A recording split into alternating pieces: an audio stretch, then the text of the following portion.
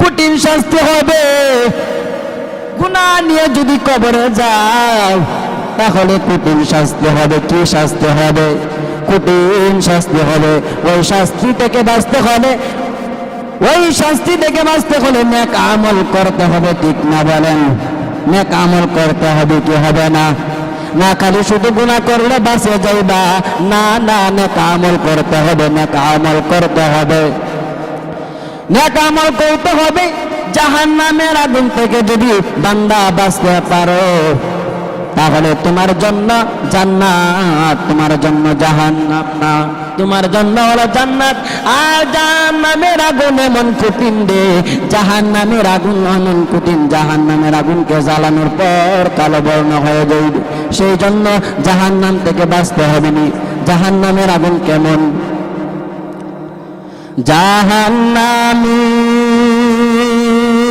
জাহান্নামের আগুন মাবুদ সইতে পারব না,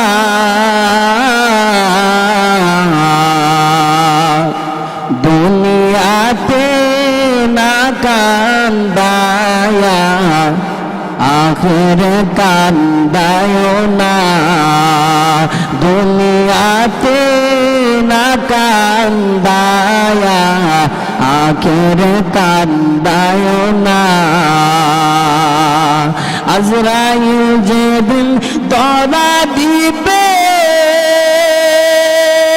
কোনো জোর না চলিবে। আজরাইল যদি ধরা দেয় তাহলে কোনো জোর পাইবে?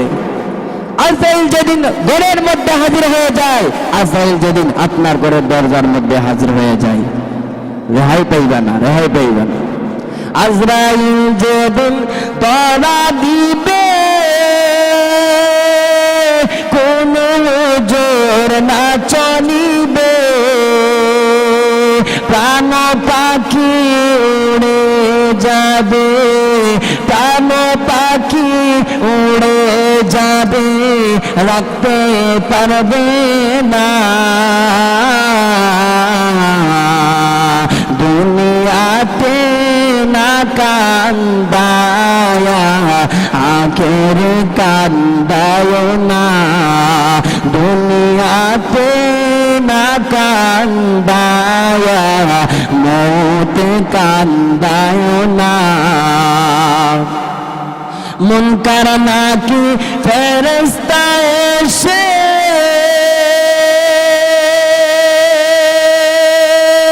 সুয়াল করবে পাশে বসে, মুনকার নাকি ফেরেশতা এসে সুয়াল করবে পাশে বসে। নিজের জাহান্নামের আগুন থেকে বাঁচো এবং পরিবার পরিজনকে জাহান্নামের আগুন থেকে বাঁচাও। ওয়াকুদুহান নাস ওয়াল হিজারা, আর জাহান্নামের লাগতে হবে মানুষ এবং পাথর। ওরে নবীর উম্মতের দল নিজে ঘরের মধ্যে নামাজ পড়ে, বাবা ঘরের মধ্যে নামাজ পড়ে, বাবা পাক্কা মুসল্লি, কিন্তু ঘরের মধ্যে তার ছেলেটা নামাজ পড়ে না, তার ছেলেটাকে নামাজের আদেশ দেই না, নামাজের আদেশ দেই না। তার ছেলেটা সিনেমা নিয়ে ব্যস্ত, তার ছেলেটা সিনেমা নিয়ে ব্যস্ত, তার ছেলেটাকে নামাজের আদেশ দেই না। তার মেয়েটা সিনেমা নিয়ে ব্যস্ত, তার মেয়েটাকেও নামাজের আদেশ দেই না। তার স্ত্রীটা যে স্ত্রীর হাতে রান্না করে খায়, ওই স্ত্রীটা নামাজ পড়ে কিনা একটু খবর নিলা না। ওরে নবীর উম্মতের দল নিজে জাহান্নামে হবে, আদেশ দিতে হবে কি হবে না? আদেশ দিতে হবে। যদি আদেশ দেয় তাহলে তোমার পরিবার পরিজন জাহান্নামের আগুন থেকে বাঁচে যাইবে। এই আয়াতটা অবতীর্ণ হওয়ার পর হযরত উমর রাদিয়াল্লাহু তাআলা, হযরত উমর রাদিয়াল্লাহু তাআলা আনহু বললেন হে আল্লাহ রাসূল নিজে জাহান্নামের আগুন থেকে বাঁচব এই বিষয়টা তো বোঝা আসলো কিন্তু পরিবার পরিজনকে কিভাবে জাহান্নামের আগুন থেকে বাঁচাইব এই বিষয়টা তো বোঝা আসলো না মায়ার নবী দয়ার নবী রাহমাতুল লিল আলামিন বললেন আমার আল্লাহ তোমাদেরকে যে কাজ করার জন্য আদেশ করেছে যদি তোমরা তোমাদের পরিবার পরিজনকে যদি ওই কাজ করার জন্য আদেশ করো তাহলে তোমার পরিবার পরিজন জাহান্নামের আগুন থেকে বাঁচিয়ে যাইবে আর আমার আল্লাহ যে কাজ করার জন্য নিষেধ করেছে ওই কাজ করা থেকে যদি বান্দা নিষেধ করে তোমার পরিবার পরিজনকে তাহলে তোমার পরিবার পরিজন জাহান্নামের আগুন থেকে বাঁচিয়ে যাইবে ওরে নবীর উম্মতের দল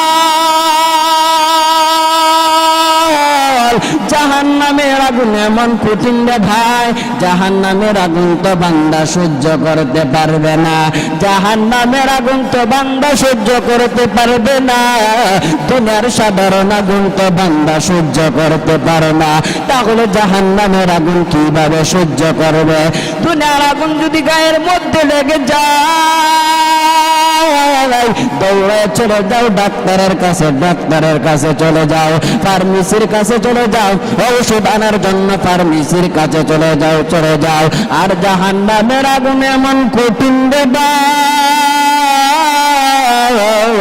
জাহান্নামের আগুন থেকে তো বান্দা সহ্য করতে পারবে না জাহান্নামের আগুন তো বান্দা সহ্য করতে পারবে না আল্লাহর রাসূল সাল্লাল্লাহু আলাইহি ওয়াসাল্লাম হাদিস শরীফের মধ্যে বলেন আল্লাহ রাসূল সাল্লাল্লাহু আলাইহি ওয়াসাল্লাম হাদিস শরীফের মধ্যে বলেন জাহান্নামীদেরকে 1000 বছর জ্বালানোর পর ওই জাহান্নামের আগুনটা হয়ে যাইবে সাদা বর্ণ আবার যখন 1000 বছর জ্বালাইবে তখন ওই আগুনটা হয়ে যাইবে লাল বর্ণ আবার যখন 1000 বছর জ্বালাইবে ওই আগুনটা হয়ে যাইবে কালো বর্ণ সুতরাং জাহান্নামের আগুন হলো কালো আচ্ছন্ন জাহান্নামের আগুন এমন কঠিন রে ভাই জাহান্নামের আগুন হলো কালো আচ্ছন্ন অন্য এক হাদিসের মধ্যে আসছে দুনিয়া জাহান্নামের আগুন দুনিয়ার আগুন জাহান্নামের আগুনের 69 ভাগের 1 ভাগ 69 ভাগের 1 ভাগ এই কথা বলার পর নবী করিম সাল্লাল্লাহু আলাইহি ওয়াসাল্লাম সাহাবায়ে কেরাম নবী করিম সাল্লাল্লাহু আলাইহি ওয়াসাল্লামকে বললেন হ্যাঁ পুরার জন্য তো এটাই যথেষ্ট আল্লাহর রাসূল সাল্লাল্লাহু আলাইহি ওয়াসাল্লাম বললেন হ্যাঁ পুরার জন্য তো এটাই যথেষ্ট তারপরে আমি 70 গুণ শক্তিশালী বানিয়েছি জাহান্নামের আগুনকে নাউজুবিল্লাহ বলেন আরেক নেওয়াতের মধ্যে আসছে যদি জান্নাতীরা দুনিয়ার মধ্যে আসতো তাহলে তারা দুনিয়ার আগুন পাইয়া ঘুমায় যেত তাদের আগুন পাইয়া ঘুমায় যেত কারণ দুনিয়ার আগুন হলো জাহান্নামের আগুনের তুলনায় দুনিয়ার আগুন হলো ঠান্ডা কি জোরে বলেন কি দুনিয়ার আগুন হলো ঠান্ডা দুনিয়ার আগুন হলো বরফ ওই জাহান্নামীরা যদি দুনিয়ার মধ্যে আসতো তাহলে তারা ওই জাহান্নামের আগুনের মধ্যে ঘুমায়া যাইত ওরে নবীর উম্মতের দল শুধু তাই নয় জাহান্নামের আগুন যেমন কঠিন জাহান্নামের গভীরতা তেমন কঠিন হযরত আবু মুসা আশরি রাদিয়াল্লাহু তাআলা আনহু বর্ণিত তিনি আল্লাহ রাসূল সাল্লাল্লাহু আলাইহি ওয়াসাল্লামকে জিজ্ঞাসা করলেন হে আল্লাহর রাসূল জাহান্নামের গভীর কেমন আল্লাহ রাসূল সাল্লাল্লাহু আলাইহি ওয়াসাল্লাম বললেন, আজ থেকে 70,000 বছর 70 বছর আগে জাহান্নামের তলদেশে একটা পাথর নিক্ষেপ করেছিল। ওই পাথরটি তলদেশে বসতে বসতে 70 বছর সময় লাগছে। এই হলো জাহান্নামের গভীরতা, এই হলো জাহান্নামের গভীরতা। আর এক হাদিসের মধ্যে আসছে, হযরত আবু হুরায়রা রাদিয়াল্লাহু তাআলা আনহু বর্ণিত, তিনি বলেন, একদিন আমরা নবী করিম সাল্লাল্লাহু আলাইহি ওয়াসাল্লামের কাছে গেলাম। যাওয়ার পর নবী করিম সাল্লাল্লাহু আলাইহি ওয়াসাল্লামের কাছে গিয়ে বসলাম। এমন সময় একটা বস্তু পতিত হওয়ার আওয়াজ শুনতে পেলাম। আল্লাহ রাসূল সাল্লাল্লাহু আলাইহি ওয়াসাল্লাম বললেন, হে আবু হুরায়রা, এটা কিসের আওয়াজ? আবু হুরায়রা রাদিয়াল্লাহু তাআলা বললেন, এটার আওয়াজ আল্লাহ ও আল্লাহর রাসূলই ভালো জানেন। আল্লাহ রাসূল সাল্লাল্লাহু আলাইহি ওয়াসাল্লাম বললেন, হে আবু হুরায়রা, আজ থেকে 70 বছর আগে জাহান্নামের তলদেশে একটা পাথর মেরেছিল, একটা পাথর মেরেছিল। ওই পাথরটা ঘুরাইতে ঘুরাইতে ঘুরাইতে ঘুরাইতে এই মাত্র জাহান্নামের তলদেশে পৌঁছেছে। এটার আওয়াজ তোমরা শুনতে পেরেছ। তাহলে জাহান্নামের আগুন এমন কঠিন, জাহান্নামের গভীরতা তেমন কঠিন।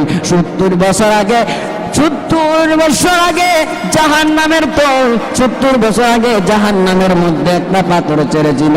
আর ওই ঘুরাইতে ঘুরাইতে ঘুরাইতে ঘুরাইতে এই মুহূর্তে জাহান্নামের তল দেশে পৌঁছেছে। এটার আওয়াজ তোমরা শুনতে পেরেছ। ওরে নবীর উম্মতের দল, দুনিয়ার মধ্যে যদি 50টা বিল্ডিং হয়, বিল্ডিং এর উপর দিয়ে, বিল্ডিং এর উপর থেকে যদি একটা পাথর নিচের দিকে নিক্ষেপ করা হয়, মনে হয় 1 ঘন্টা লাগবে, মনে হয় 2 ঘন্টা লাগবে। বলে না না, বড় জোরে 1 মিনিট বা এতে কম হতে পারে। আর 70 বছর আগে জাহান্নামের তল দেশে একটা পাথর ছেড়েছিল। এই মাত্র জাহান্নামের তল দেশে পৌঁছেছে। ওরা নবীর উম্মতের দল, ওরা নবীর আশিকের দল। তাহলে জাহান্নামের থেকে বাঁচতে হবে কি হবে না? জাহান্নাম থেকে বাঁচতে বলে একটা উপায়, সেটা হলো আল্লাহর কাছে গুনার প্রতি লজ্জিত হইয়া, গুনার প্রতি লজ্জিত হইয়া, গুনার প্রতি অনুতপ্ত হইয়া আল্লাহর কাছে তওবা করতে হবে। কি করতে হবে? আল্লাহর কাছে যদি তওবা করো, আমার আল্লাহ রাব্বুল আলামিন তোমার তামাম জীবনের সমস্ত গুনাহ আমার আল্লাহ মাফ করে দেবেন। বলেন না সুবহানাল্লাহ। আল্লাহ রাব্বুল আলামিন কোরআনুল কারীমের মধ্যে উল্লেখ করে দিলেন, ইয়া আইয়ুহাল্লাযীনা আমানু তুবু ইলাল্লাহি তাওবাতান নাসুহা। আল্লাহ রাব্বুল আলামিন বলেন, ইয়া আইয়ুহাল্লাযীনা আমানু, হে ঈমানদারগণ, তুবু ইলাল্লাহ, তোমরা তওবা করো। তাওবাতান নাসুহা মানে খালেস তওবা করতে হবে। খালেস তওবা যদি করতে পারো, মহান আল্লাহ রাব্বুল আলামিন তোমার तमाम জীবনের সমস্ত গুনাহ maaf করে দেবে। আল্লাহর কাছে বলবা, মালিক, যে গুনাহ করেছি ওই গুনার উপর লজ্জিত হয়ে আল্লাহ তোমার কাছে তওবা করলাম, আল্লাহ আর আমি জীবনে আর গুনাহ করব না। এমন ভাবে যখন কোন বান্দা আল্লাহ রাব্বুল আলামিনের কাছে দুইটা হাত উত্তোলন করে যখন বলতে শুরু করে, আমার আল্লাহ বলেন হাত উত্তোলন করতে দেরি হয়, আমার দরবারে দোয়াটা কবুল হইতে দেরি হয় না, দেরি হয় না। ওরে নবীর উম্মতের দল, ওরে নবীর আশিকের দল, ওরে নবীর উম্মতের দল, একটা চোখের পানির কত দাম, একটা চোখের পানির কত দাম। জাহান্নামের আগুন একটা চোখের পানির জন্য যথেষ্ট হয়ে যাইবে। ওই একটা চোখের পানির কত দাম, আল্লাহ তাআলার ভয় নিয়ে যখন একটা বান্দা একটা চোখের পানি ছেড়ে দেয়, আমার আল্লাহ রব্বুল আলামিন ওই পানিটাকে জমা করে রাখেন। কি করে রাখেন? জমা করে রাখেন। ওই বান্দা যখন জাহান্নামের মধ্যে চলে যায়, ওই বান্দা যখন জাহান্নামের মধ্যে চলে যায়, আমার আল্লাহ বলেন ওরে ফেরেশতা তাকে জাহান্নামের মধ্যে নিয়ে না, জাহান্নামের মধ্যে নিয়ে না।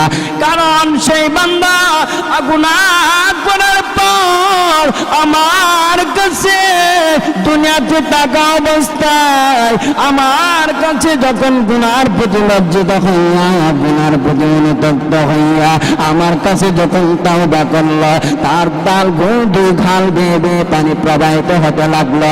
আর আমি আল্লাহ ওই পানিটা জমা করে রাখলাম। ওরে ফেরেশতারা তাকে জাহান্নামের মধ্যে নিয়ে না, কারণ সে দুনিয়াতে থাকা অবস্থায় গুনার প্রতি লজ্জিত হইয়া, গুনার প্রতি অনুতপ্ত হইয়া আমার কাছে তাওবা করলো। আমি ওই ফোঁটা পানি লাগলাম।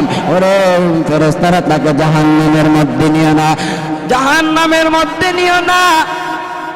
তখন জাহান্নামের মধ্যে যখন নিয়ে যাইবে, নিয়ে যাওয়ার পর আমার আল্লাহ রব্বুল আলামিন ওই চোখের পানিটাকে জাহান্নামের মধ্যে নিক্ষেপ করবে। জাহান্নামীরা, অন্যান্য জাহান্নামীরা বলবে হে আল্লাহ, এটা আবে হায়াতের পানি নাকি এটা হাউজে কাউসারের পানি? আমার আল্লাহ বলবে এটা আবে হায়াতের পানিও না, এটা কাউসারের পানিও না, এটা হলো আমার গুনাহগার বান্দার চোখের পানি, এটা হলো আমার গুনাহগার বান্দার চোখের পানি। আমার বান্দা যখন আমার কাছে তাওবা করলে, আমি আল্লাহ তো একজন রহমান, আমি আল্লাহ তো একজন রহিম ছিলাম। আমি আল্লাহ রব্বুল আলামিন জমা করে রাখার পর ওই পানিটা সিধা মারতে জাহান্নাম ধরতে শুরু করলেন। তাহলে দুনিয়ার মধ্যে একটা চোখের পানির কত দাম জাহান্নামের জন্য যথেষ্ট। তাহলে দুনিয়ার মধ্যে কাঁদতে হবে কিনা? না কালে গুনাহ করলে চলবে? ওরে নবীর উম্মতের দল, তাওবা করলে কি হয়? আল্লাহর রাসূল সাল্লাল্লাহু আলাইহি ওয়াসাল্লাম হাদিস শরীফের মধ্যে বলেন, আত-তাইবু মিনাদ-যামবি কামান লা যামবালা। গুনাহ থেকে তাওবাকারী এমন যে সে গুনাহই করে না, সে গুনাহ করে না। মায়ের পেট থেকে যেমন ভাবে নিষ্পাপ হয়ে যায়, এমন ভাবে যখন আমার গুনাহগার বান্দা যখন আমার কাছে তওবা করে, আমি আল্লাহ তাকে নিষ্পাপ বানায়া দেয়, আমি আল্লাহ তাকে নিষ্পাপ বানায়া দেয়। ওরে নবীর উম্মতের দল, সেই জন্য আল্লাহর কাছে তাওবা করতে হবে। তাওবা যদি করতে পারো তাহলে জাহান্নামের আগুন থেকে বাঁচতে পারবা। আর যদি গুনাহ নিয়ে যদি কবরে যাও, তাহলে দুই পাশের মাটি এমন জোরে চাপ মারবে গো, পালানোর কোনো সুযোগ নাই। হযরত মুসা আলাইহিস সালাতু ওয়াস সালামের জামানায় এক ব্যক্তি ছিল, সে তাওবা করত, আবার গুনাহ করত। আল্লাহ তাআলা হযরত মুসা আলাইহিস সালাতু ওয়াস সালামকে বললেন, হে মুসা, ওই বান্দাকে বলে দাও, সে যদি আমার তাওবা করে আবার তা ভঙ্গ করে, তাহলে আমি আল্লাহ কঠিন শাস্তি দিব। ওই পাপিষ্ঠ বান্দাকে বলে দিল, হযরত মুসা আলাইহিস সালাতু ওয়াস সালাম বলে দিল, যদি আল্লাহর কাছে তওবা করো আবার গুনাহ করো, তাহলে আমার আল্লাহ কঠিন শাস্তি দিব। এই কথা বলার পর পাপিষ্ঠ বান্দা এই কথা শোনার পর সঙ্গে সঙ্গে জঙ্গলে চলে গেলেন। সঙ্গে সঙ্গে জঙ্গলে চলে যাওয়ার পর আমার আল্লাহকে এমন জোরে ডাকতে শুরু করলেন, ইয়া আল্লাহ, আমি যত গুনাহ করলাম মাফ করে দাও, আল্লাহ আমি যত গুনাহ করলাম মাফ করে দাও, আল্লাহ আমি যত গুনাহ করলাম ফেললাম, শয়তানের ধোঁকায় পড়ে তো গুনাহ করে ফেললাম, শয়তানের কুমন্ত্রণে তো গোফারে গুনাহ করে ফেললাম। ইয়া আল্লাহ তুমি তো একজন রহমান, আল্লাহ তুমি তো একজন রহিম। ইয়া আল্লাহ তুমি আমার তামাম জীবনের সমস্ত গুনাহ মাফ করে দাও। এমন ভাবে যখন আল্লাহর কাছে তওবা করতে শুরু করলেন, আমার মহান আল্লাহ তার তওবাকে কবুল করে নিলেন। বলেন না সুবহানাল্লাহ। ওরে যুবক ভাই, তওবা করলে কি হয়? তওবা করলে কি হয়? আল্লাহ রাব্বুল আলামিন বলেন, লা তাকুনাতু মির রাহমাতিল্লাহ। বান্দা আমার রহমত থেকে নিরাশ হয় না, বান্দা আমার রহমত থেকে নিরাশ হয় না। 70-80 বছর গুনাহ করেছো, শয়তানের ধোঁকায় পড়ে গুনাহ করে ফেলেছো, গুনাহ করে ফেলেছো, সাগরের ফেনা পরিমাণ গুনাহ করে ফেলেছো। আর যখন আমাকে গুনার প্রতি লজ্জিত হইয়া গুনার প্রতি দোয়া করতে শুরু করলেন, তখন আমার আল্লাহ গাইবে আওয়াজ দিয়ে বললেন, হে মুসা, তোমাদের ওই জমিনের মধ্যে রয়েছে সে 40 বছর যাবত আমার নাফরমানি করেছে, একটা মুহূর্তে গোলামি করে না, একটা মুহূর্তে গোলামি করে না। ওই পাপিষ্ঠ বান্দা যতক্ষণ পর্যন্ত মাঠ থেকে বের না হবে, আমি আল্লাহ ততক্ষণ পর্যন্ত বৃষ্টি প্রদান করবে না। হযরত মুসা আলাইহিস সালাতু ওয়াস সালাম রাগান্বিত হয়ে গেলেন, রাগান্বিত হইয়া মাঠের মধ্যে এলান করলেন, কে তুমি এত বড় পাপী, বের হয়ে যাও, বের হয়ে যাও, তোমার কারণে লোকেরা কষ্ট পায়, তোমার কারণে লোকেরা কষ্ট পাচ্ছে, তুমি বের হয়ে যাও, বের হয়ে যাও। তোমার কারণে জমিনের মধ্যে বৃষ্টি হয় না, বৃষ্টি না হওয়ার কারণে ফসল উৎপন্ন হয় না, উৎপন্ন হয় না। তখন ওই পাপিষ্ঠ বান্দা, যেই বান্দা 40 বছর যাবত নাফরমানি করেছে, ওই বান্দা মজলিসের ভিতর দিকে একবার ডান দিকে তাকায়, আবার বাম দিকে তাকায়, একবার ডান দিকে তাকায়, আবার বাম দিকে তাকায়, আর মনে মনে ভাবতে শুরু করলেন, আমি যদি বের হয়ে যাই তাহলে আমাকে পাপিষ্ঠ বলে মনে করবে, পাপিষ্ঠ, আমি গুনাহগার, আমি আবার কি করব? কিছুক্ষণ পর চিন্তা ভাবনা করার পর আল্লাহর কাছে তওবা করল, ইয়া আল্লাহ, জীবনে যত গুনাহ করলাম তওবা করেছি, আল্লাহ তুমি আমার তামাম জীবনের সমস্ত গুনাহ মাফ করে দাও, আমার তামাম জীবনের সমস্ত গুনাহ মাফ করে দাও। আমি 40 বছর যাবত নাফরমানি করলাম, নাফরমানি করার পর আমার পরিচয়টা কারো কাছে প্রকাশ করো না, আমার পরিচয়টা কারো কাছে প্রকাশ করো না। এই মুহূর্তে আমি ওই মজলিস থেকে গুনার প্রতি লজ্জিত হইয়া, গুনার প্রতি অনুতপ্ত হইয়া আমি আল্লাহ তোমার কাছে তওবা করলাম, ইয়া আল্লাহ তুমি আমার তামাম জীবনের সমস্ত গুনাহ মাফ করে দাও। এমন ভাবে যখন পাপিষ্ঠ বান্দা আল্লাহর কাছে দোয়া করতে শুরু করলেন, আল্লাহ রাব্বুল আলামিন তার তওবাকে কবুল করে নিলেন। তওবাকে কবুল করে সঙ্গে সঙ্গে জমিনের মধ্যে বৃষ্টি প্রদান করলেন। কি করলেন? সঙ্গে সঙ্গে জমিনের মধ্যে বৃষ্টি প্রদান করলেন। বৃষ্টি প্রদান করার পর হযরত মুসা আলাইহিস সালাতু ওয়াস সালাম বললেন, হে আল্লাহ, ওই মাঠ থেকে তো কেউ বের হয় না, ওই মাঠ থেকে তো কেউ বের হয় না, কিভাবে বৃষ্টি হইল আমরা তো বুঝতে পারলাম না। আমার আল্লাহ বলেন, যে বান্দা আমার 40 বছর যাবত আমার নাফরমানি করেছে, 40 বছর যাবত আমার নাফরমানি করেছে, ওই পাপিষ্ঠ বান্দা যখন আমার কাছে তওবা করল, আমি সঙ্গে সঙ্গে তার তওবাকে কবুল করিয়া আমি সঙ্গে সঙ্গে জমিনের মধ্যে বৃষ্টি প্রদান করলাম। বলেন না সুবহানাল্লাহ। তখন হযরত মুসা আলাইহিস সালাতু ওয়াস সালাম বললেন, হে আল্লাহ, ওই লোকটাকে আমি চিনতে চাই।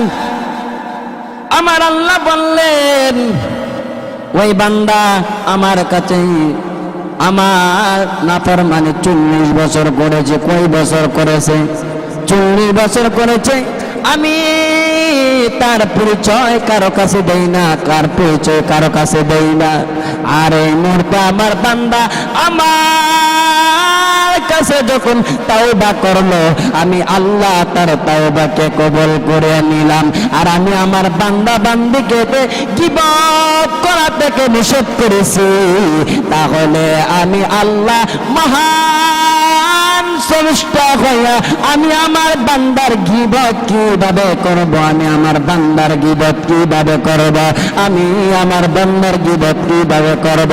গীবত করা কি? গীবত করা হলো গুনাহ। তাহলে আল্লাহ কি গুনাহ করবে? আল্লাহ তো গুনাহ করবে না। আমার আল্লাহ বলেন গীবত করা হলো গুনাহ, তাহলে আমার আল্লাহ বলেন গীবত করা হলো গুনাহ। আর ওই গুনাহ কিভাবে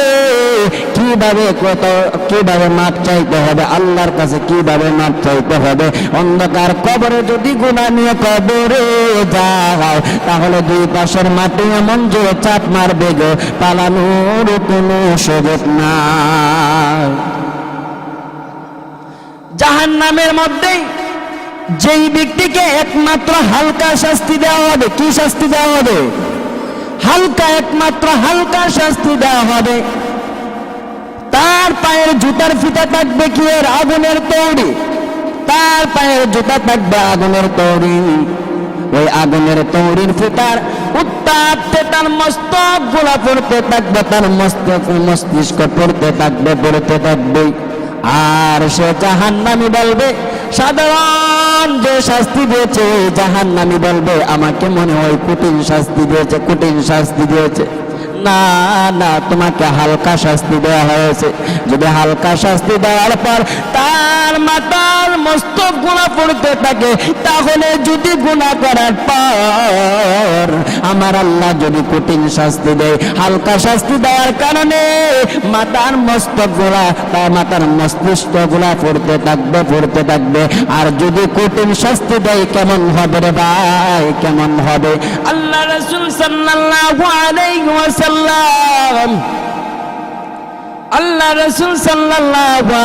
ওয়াসাল্লাম বলেন, যারা দুনিয়াতে ভোগ বিলাস করেছে, কি করেছে?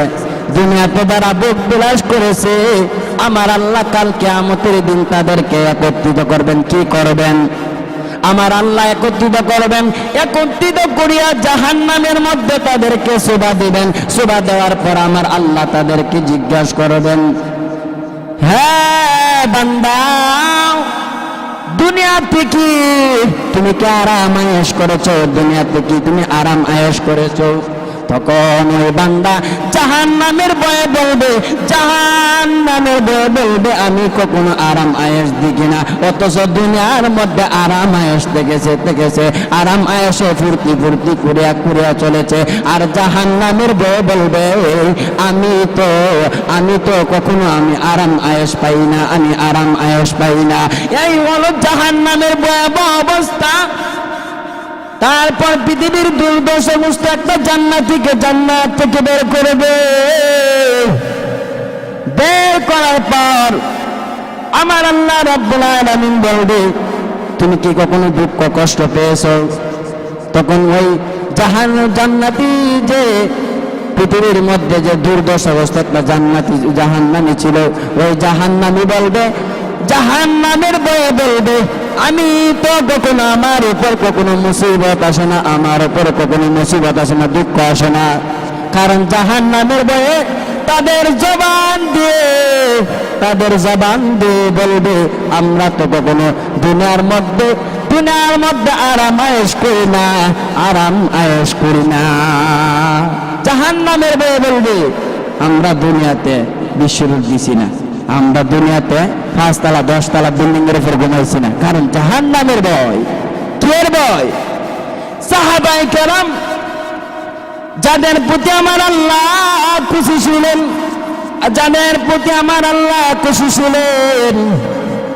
সাহাবায়ে কেরাম আল্লাহর প্রতি খুশি ছিলেন, আল্লাহ তাদের প্রতি খুশি ছিলেন।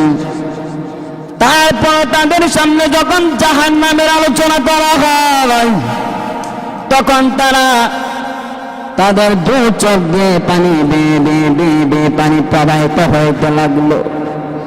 অন্যান্য সাহাবায়ে কেরাম হযরত উসমান রাদিয়াল্লাহু তাআলা যখন কবরের পাশ দিয়ে যাইতেন তখন তার দুই চোখ দিয়ে পানি প্রবাহিত হতে লাগলো।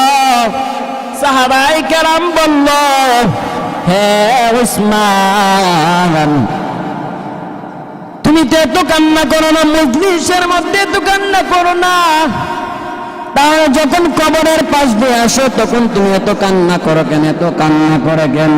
তখন বললেন, কবর হলো প্রথম ঘাটি, ওই ঘাটির মধ্যে যদি আমি পাশ না করতে পারি রে, ওই ঘাটির মধ্যে যদি আমি পাশ না করতে পারি তাহলে অন্য অন্য ঘাটির মধ্যে আমি পাশ করতে পারবো না। এই চিন্তায় আমার দু চোখ দিয়ে গাল বেয়ে বেয়ে পানি প্রবাহিত হতে লাগলো।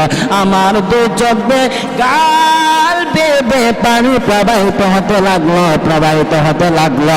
সাহাবায়ে কেরামদের প্রতি আমার আল্লাহ খুশি ছিলেন। 10 জন জান্নাতের সার্টিফিকেট প্রাপ্ত সাহাবী, 10 জন জান্নাতের সার্টিফিকেট প্রাপ্ত সাহাবী, তাদের মধ্যে একজন হলো হযরত ওসমান রাদিয়াল্লাহু তাআলা। কবরের চিন্তা করতে করতে, কবরের চিন্তা করতে করতে তার দুই চোখ দিয়ে পানি প্রবাহিত হতে লাগলো।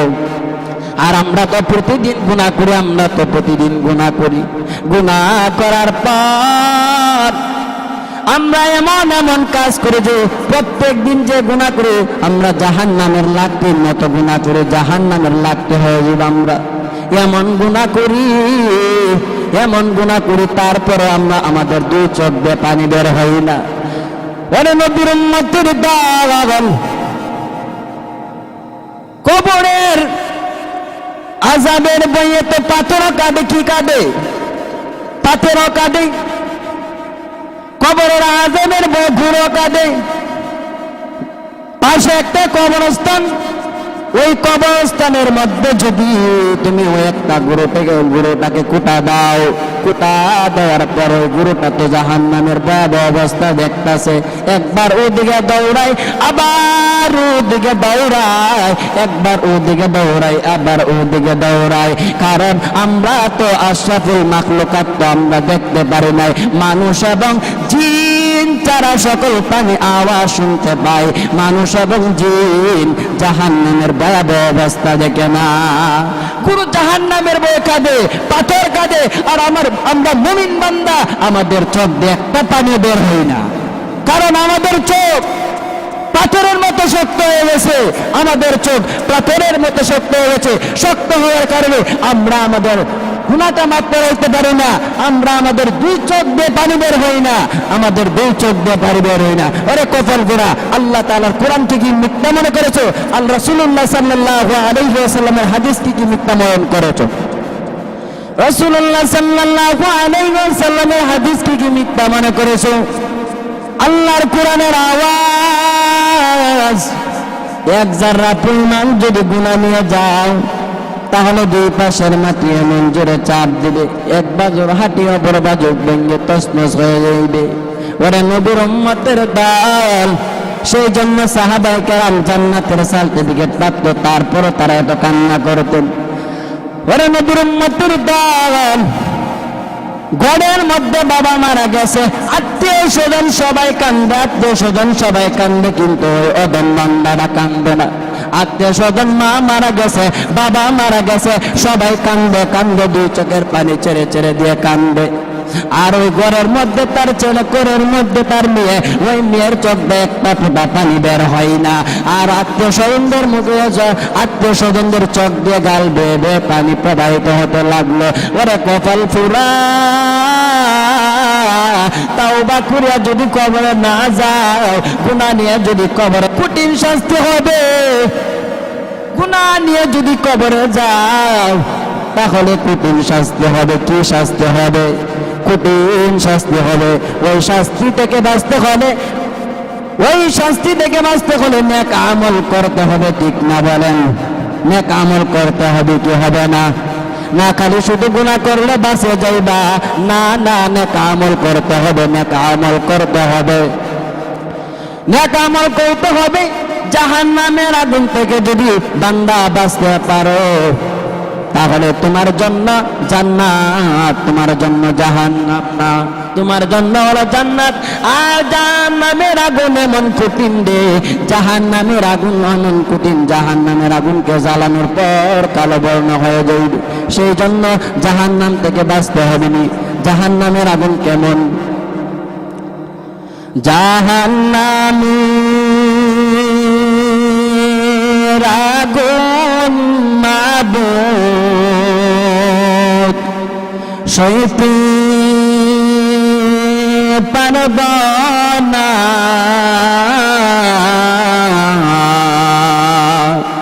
দুনিয়াতে না কান্দায়া আখিরে কান্দায় না, দুনিয়াতে না কান্দায়া আখিরে কান্দায় না। আজরাইল যেদিন ধরা দিবে কোনো জোর না চলিবে। আজরাইল যদি ধরা দেয় তাহলে কোনো জোর পাইবে?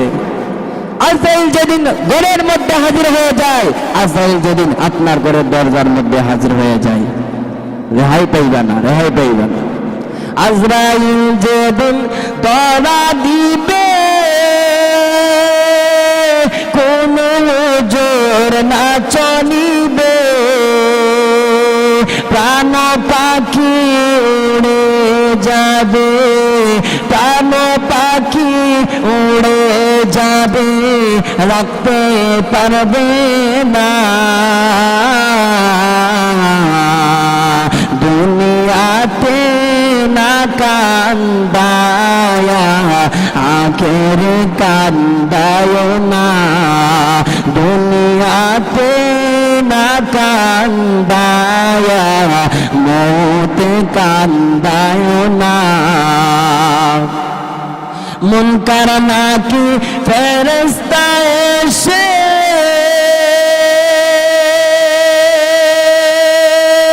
সুয়াল করবে পাশে বসে, মুনকার নাকি ফেরেশতা এসে সুয়াল করবে পাশে বসে, সঠিক জবাব না পাইলে, সঠিক জবাব না পাইলে উপায় থাকবে না। দুনিয়াতে না কান্দায়া আগের কান্দায় না, দুনিয়াতে না কান্দায়া আগের কান্দায় না। তাহলে দুনিয়ার আগুন, তাহলে দুনিয়াতে একটু যদি বান্দা কাঁদো তাহলে একটা চোখের পানির জন্য জাহান্নামের আগুন হারাম। কি হারাম?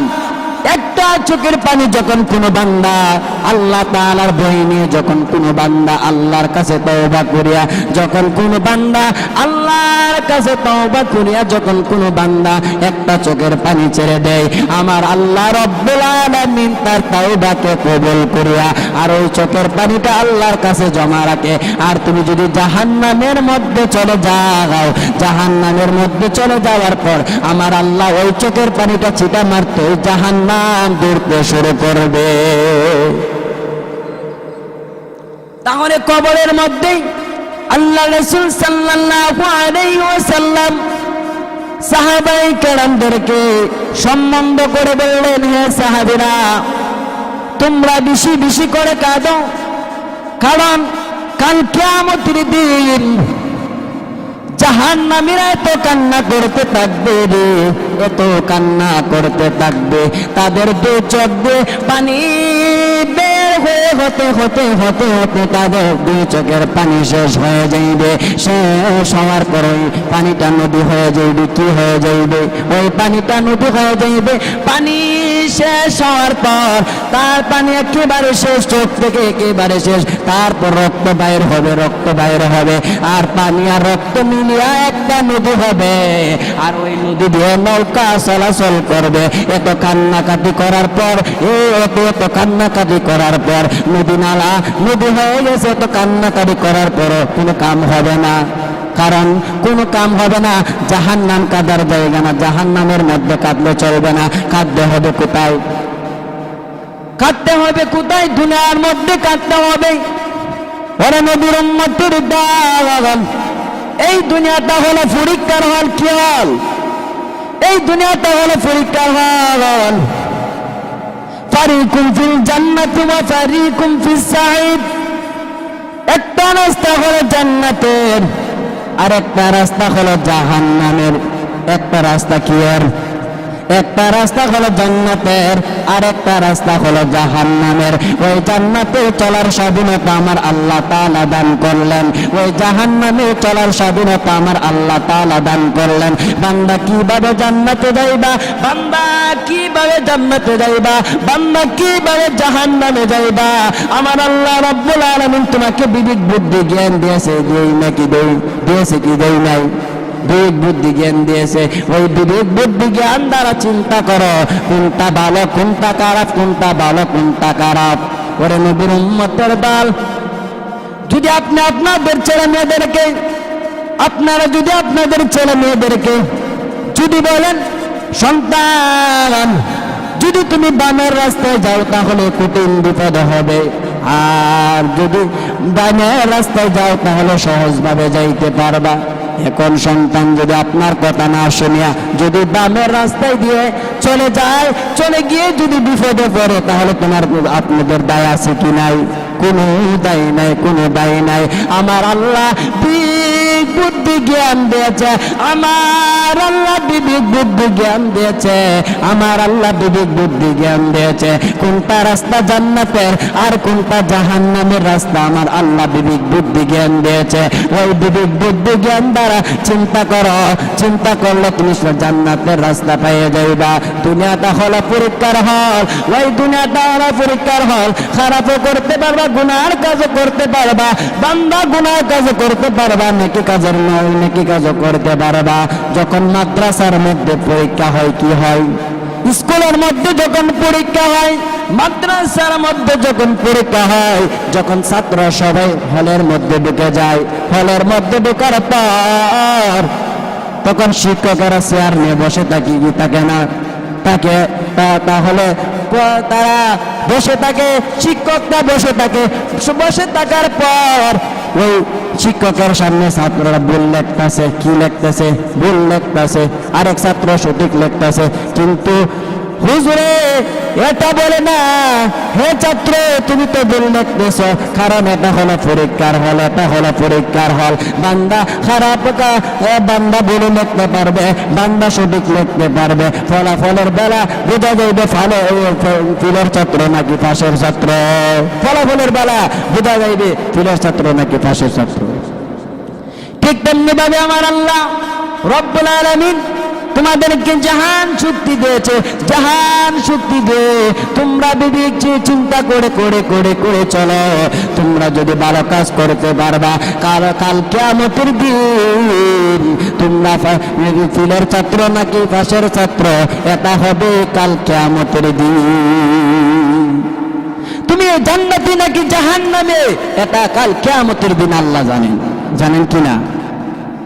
আপনি জানেন কি বিশ্বরোড জানেন কি গুনাহ করতেছেন, আল্লাহ জানেন কি জানেন না? বিশ্বরোড গিয়ে যারা গুনাহ করতেছেন জানে, চট্টগ্রাম গিয়ে গুনাহ করতেছেন জানে, এখানে বসে বসে গুনাহ করতেছেন জানে। সব কিছুর মালিক মহান আল্লাহ জানে। সব কিছুর যদি ধোঁকা দাও, সবাইকে যদি ধোঁকা দাও, কিন্তু আমার মহান আল্লাহকে ধোঁকা দেওয়া যাবে না। একটা মুহূর্ত ধোঁকা দেওয়া যাবে না। একটা সেকেন্ডের হিসাব দিতে হবে।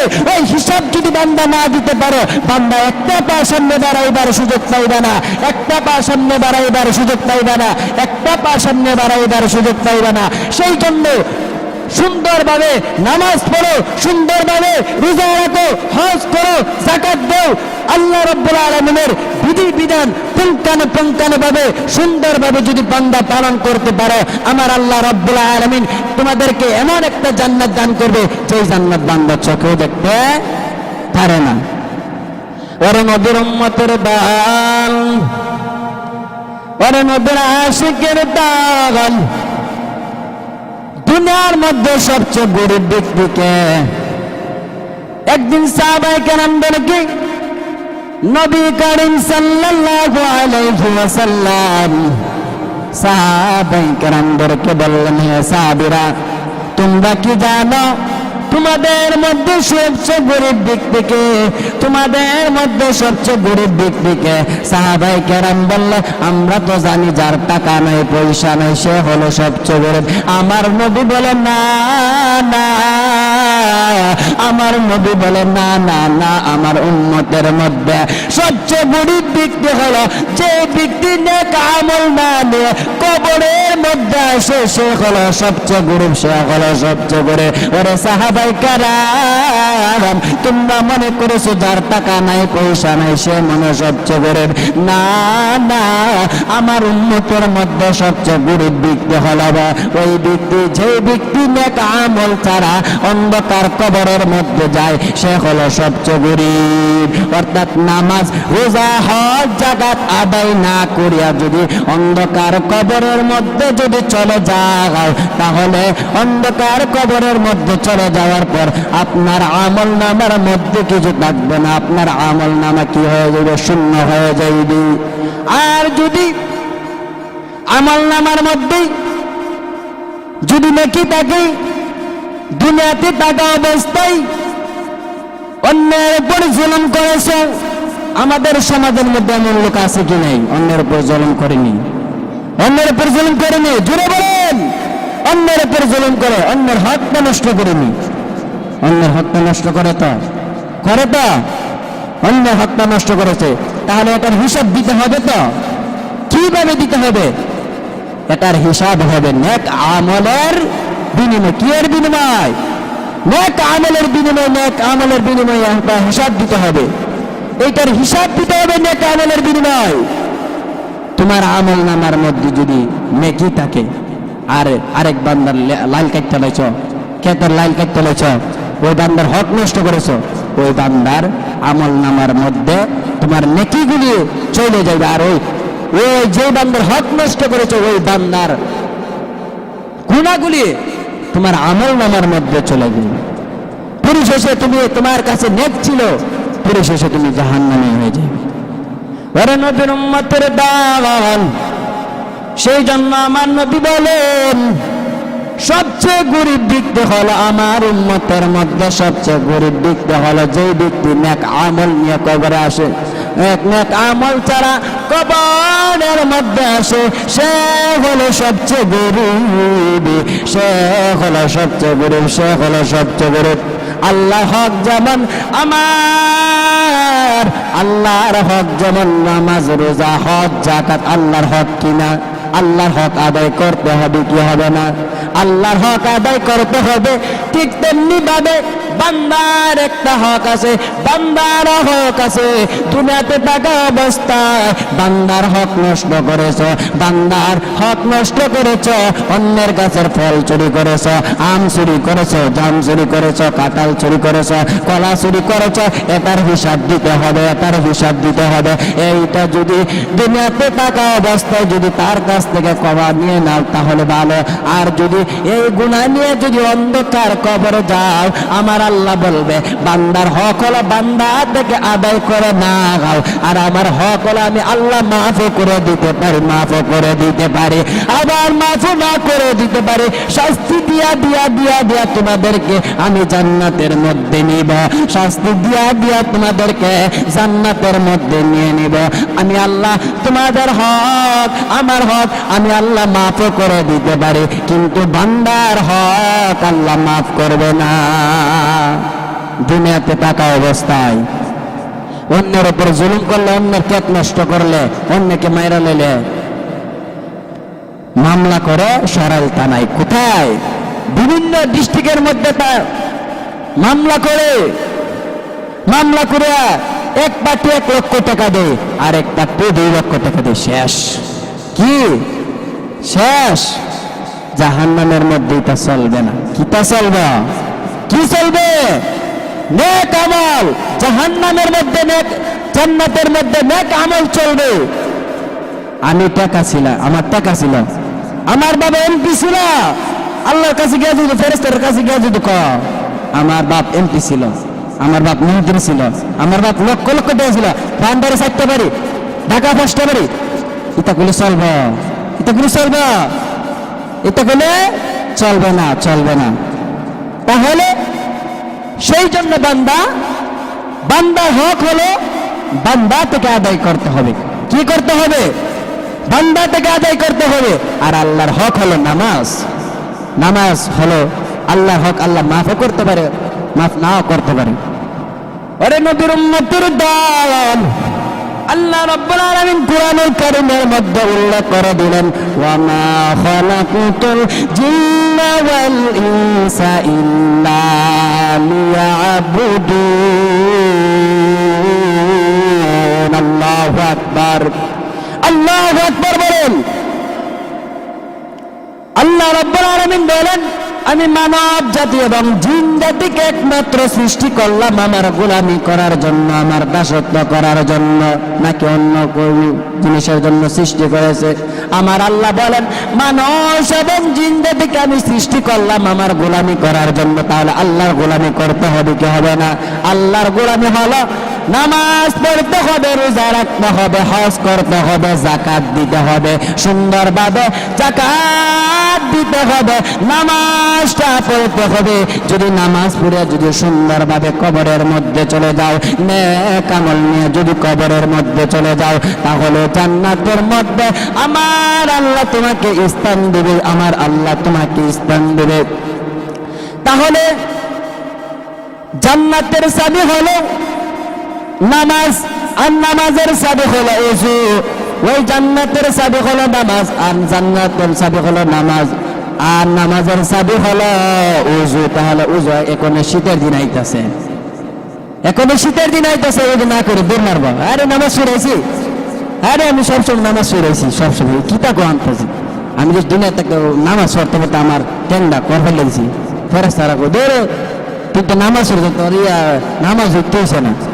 কারণ নামাজের চাবি হলো ওযু, হলো নামাজের চাবি। তাহলে ওযু না হলে নামাজ হইব হইতো না, হইতো না। তাহলে ঠিক মতো ওযু করতে হবে কি হবে না? সুন্দরভাবে ওযু করিয়া আল্লাহ তাআলার বিধান 5 ওয়াক্ত নামাজ পালন করতে হবে। যদি আমরা 5 ওয়াক্ত নামাজ পালন করতে পারি, তাহলে আল্লাহ রাব্বুল আলামিন আমাদেরকে এমন একটা জান্নাত দিবে, শেষমেশ কথা, আমার আল্লাহ রাব্বুল আলামিন আমাদেরকে এমন একটা জান্নাত দিবে, মালা আইনুন রাআত ওয়ালা উযুনুন সামিআত ওয়ালা খাতা আলা কলবি বাশার। এমন সুন্দর জান্নাত দিবে, যেই জান্নাত বান্দা চোখে দেখতে পারে না, যেই জান্নাত বান্দা কল্পনা করতে পারে না, এমন সুন্দর জান্নাত আমাকে দিবে। দিবে কি দিবে না? তাহলে জান্নাতে যাইতে হলে নেক আমল করতে হবে কি হবে না? জান্নাতটা কিসের তৈরি? জান্নাতটা হলো, জান্নাতের একটা ইট হবে সোনার, আর একটা ইট হবে রূপার, আর ওহার গাঁথনি মশলা হবে তৃপ্ত সুগন্ধিযুক্ত, ওহার গাঁথনি হবে তৃপ্ত সুগন্ধিযুক্ত, আর ওহার মণিমুক্ত হবে তার পাথর। এমন সুন্দর জান্নাতে আমরা সকলে যাইতে পারবো তো? নামাজ পড়বো তো? নামাজ সুইরা না সাইরা? নামাজ সুইরা যাইতে তো? নামাজ না বিড়া গেলে যায় ডক করে দিবে ফেরেশতারা। ধান্দা থেকে বান্দা রেহাই পাইবে না, দুনিয়া থেকে বাদের থেকে রেহাই পাইতে পারো, ভাইয়ের থেকে রেহাই পাইতে পারো, কিন্তু যায় গুনাহ নিয়ে যদি অন্ধকার কবরে যাও, তাহলে থাকতো না, একটা ধান্দা একটাও থাকতো না। সেই জন্য আমরা বেশি বেশি করে জাহান্নামের কথা স্মরণ করে আল্লাহ তাআলার দরবারে কান্না করব, নামাজ পড়ব, রোজা রাখব, হজ করব, যাকাত দেব, আল্লাহর কাছে বেশি বেশি করে তাওবা করব। আল্লাহ যেন আমাদের সকলকে তাওবার উপর তাওবা করিয়া আমাদের সকলকে জাহান্নাম থেকে মুক্তি পেয়ে জান্নাতের মধ্যে নিয়ে, জান্নাতের মধ্যে আমার সকলকে যাওয়ার মতো তৌফিক দান করেন। সকলে বলেন আমিন। ওয়া আখিরু দাওয়ানা আলহামদুলিল্লাহি রাব্বিল আলামিন। ونشهد أن سيدنا وسندنا وحبيبنا ومولانا محمدا عبده। হুজুরের পরবর্তী ওয়াজ আসিতেছে আমাদের ইউটিউব চ্যানেলে, তাই সাবস্ক্রাইব করে সাথেই থাকুন।